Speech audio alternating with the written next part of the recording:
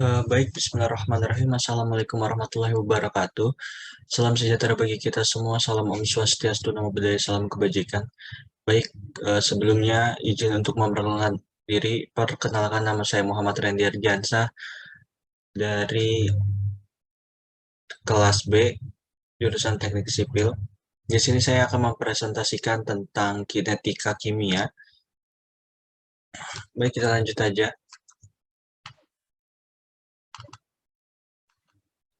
Nah, sebelum memasuki pada inti pertemuan presentasi kali ini, di sini saya akan menjelaskan tentang materi dasar kinetika kimia. Kinetika kimia mempelajari laju reaksi kimia, ada berbagai faktor yang mempengaruhinya. Hubungan setiap mekanisme reaksi juga sangat dipengaruhi oleh faktor-faktor tersebut. Kinetika kimia juga terkenal dengan sebutan dinamika kimia. Adanya gerakan molekul ion atau elemen dalam sebuah mekanisme reaksi beserta laju reaksi sebagai fungsi waktu.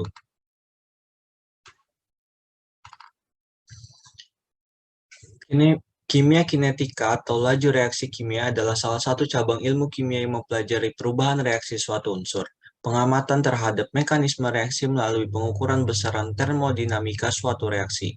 Caranya adalah dengan mengamati arah jalan dari besaran termodinamika suatu reaksi sistem.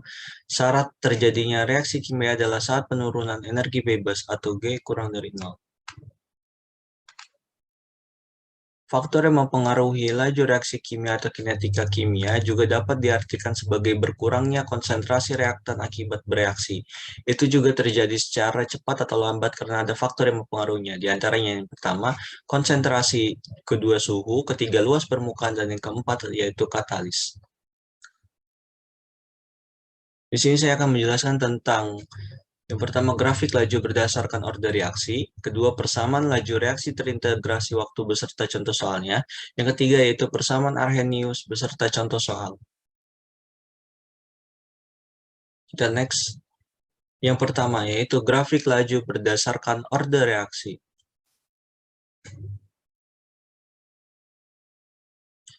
Grafik laju berdasarkan order reaksi.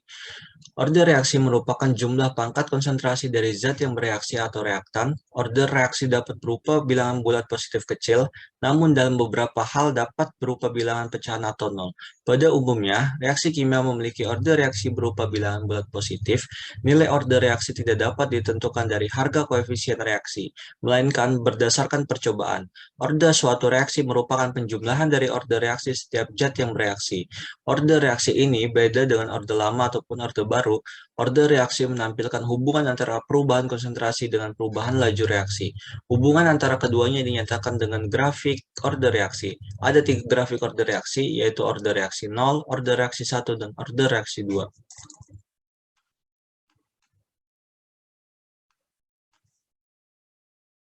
Grafik reaksi orde 0. Ketika satu reaksi, misal A, diubah konsentrasinya ternyata tidak mempengaruhi laju reaksi, besarnya laju reaksi tidak berubah, maka order reaksi terhadap reaksi tersebut bernilai 0.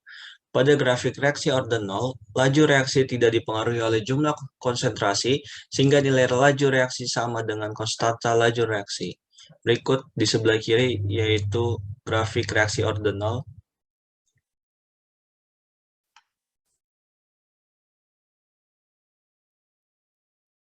Grafik reaksi orde 1. Ketika satu reaksi, misal A, diubah konsentrasinya, maka laju reaksi juga berubah berbanding lurus terhadap perubahan konsentrasi reaksi tersebut. Pada grafik reaksi orde 1, laju reaksi berbanding lurus dengan jumlah konsentrasi reaksi, sehingga menghasilkan grafik yang linear. Berikut grafik reaksi orde 1 di sebelah kiri.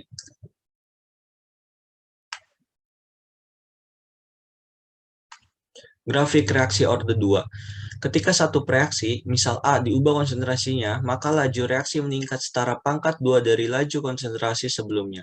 Pada grafik reaksi orde 2, laju reaksi sebanding dengan kenaikan konsentrasi reaksi atau pangkat. Misalkan konsentrasi reaksi dinaikkan 2 kali, maka laju reaksinya akan menjadi 4 kali lipat dari semula. Di sebelah kiri merupakan grafik reaksi orde 2.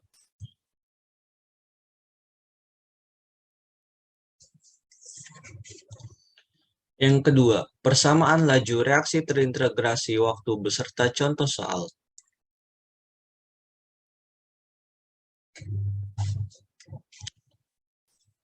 Persamaan laju reaksi terintegrasi waktu merupakan persamaan yang menggambarkan hubungan konsentrasi reaktan terhadap waktu, sehingga diperlukan konversi dalam persamaan integral dari persamaan laju reaksi.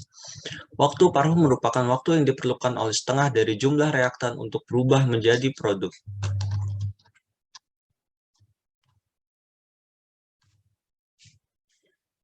Persamaan adalah 0. A sama dengan A per 0 dikurangi KT, waktu paruhnya yaitu T 1/2 sama dengan A 0 per 2K, di mana A itu yaitu konsentrasi awal reaktan A-nya lagi konsentrasi reaktan, dan K konstanta laju, T adalah waktu. Persamaan orde 1.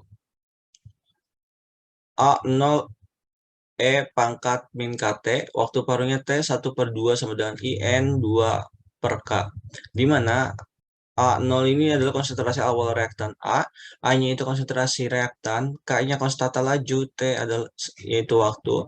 Waktu para orde 1 ini sering dinyatakan sebagai T 1/2 sama dengan 0,693 per K, karena IN 2 ini sama dengan 0,693. 1 per A sama dengan 1 per A 0 KT, waktu paruhnya itu T 1/2 sama dengan 1 per K A per 0, di mana A 0 yaitu konsentrasi awal reaktan A yaitu konsentrasi reaktan, K konstanta laju, dan T yaitu waktu.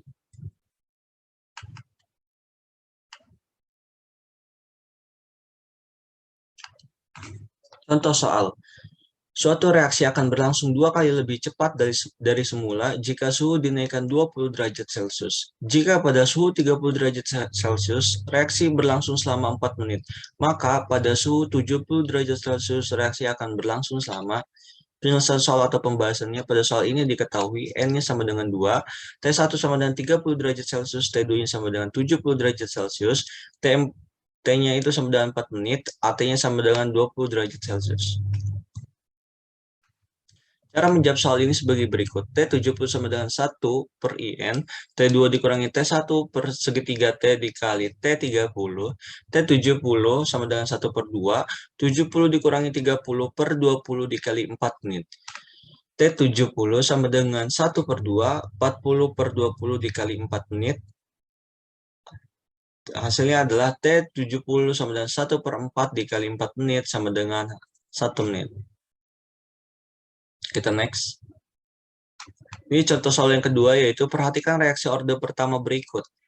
A mendekati produk setelah 24 detik, proses reaksi zat berkurang sebanyak 25%.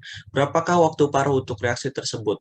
Diketahui yaitu T sama dengan 24. Ditanya T-nya 1/2 sama dengan, jawab A, T sama dengan jumlah zat semula dikurangi jumlah zat berkurang, sama dengan 100% dikurangi 25%, T-nya sama dengan 75%.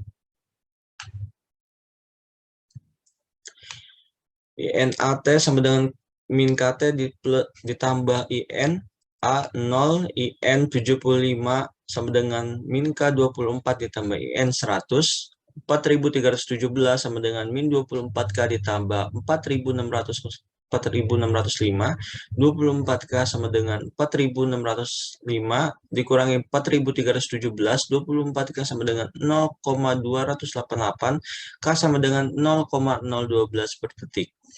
T1/2 sama dengan 0,693 per K, terus T1/2-nya itu 0,693 per 0,012, T1/2 yaitu 5, hasilnya itu 57,75 mendekati 58 detik. Yang ketiga yaitu persamaan Arrhenius beserta contoh soal.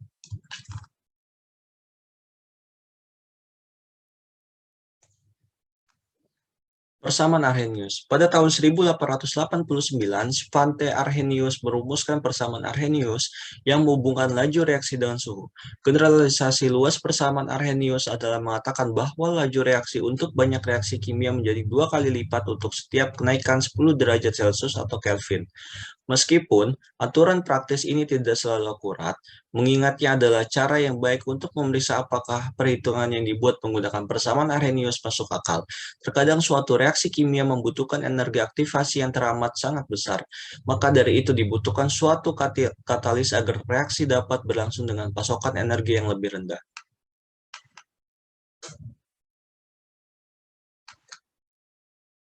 Persamaan Arrhenius adalah rumus ketergantungan suhu tingkat reaksi. Persamaan ini memiliki aplikasi yang luas dan penting dalam menentukan laju reaksi kimia dan untuk perhitungan energi aktivasi. Persamaan Arrhenius yang digunakan dalam kimia seringkali dinyatakan dalam rumus K sama dengan AE pangkat min EA per RT. Diberikan logaritma natural untuk kedua sisi, maka didapat IN K sama dengan INA dikurangi EA per RT. Untuk reaksi yang sama, namun dijangkakan pada suhu yang berbeda, beberapa nilai konstan dapat dicoret seperti Na dan didapat persamaan Arrhenius berikut. NK2 per K1 sama dengan Ia per RT, 1 per RT, 1 dikurangi 1 per T2, di mana K2-nya itu adalah konstanta laju pada kondisi variasi, K1 yaitu konstanta laju awal, EA adalah energi aktivasi, R yaitu konstanta gas, T1 yaitu suhu awal, dan T2 yaitu suhu variasi.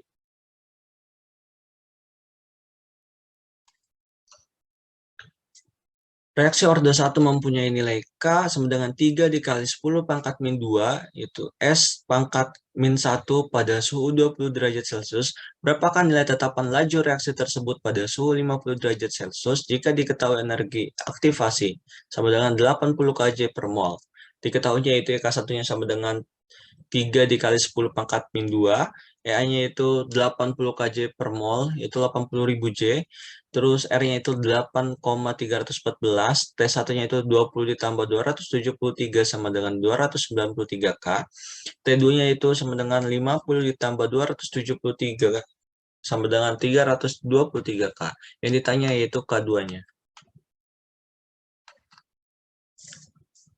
Dijawab yaitu IN K1 per K2 sama dengan EA per R 1 per T2 dikurangi 1 per T1. N-nya itu 3 dikali 10 pangkat min 2 per K2 itu sama dengan 80.000 per 8.314 dan kurung 1 per 323 dikurangi 1 per 293, itu hasilnya itu 0,634 per sekon.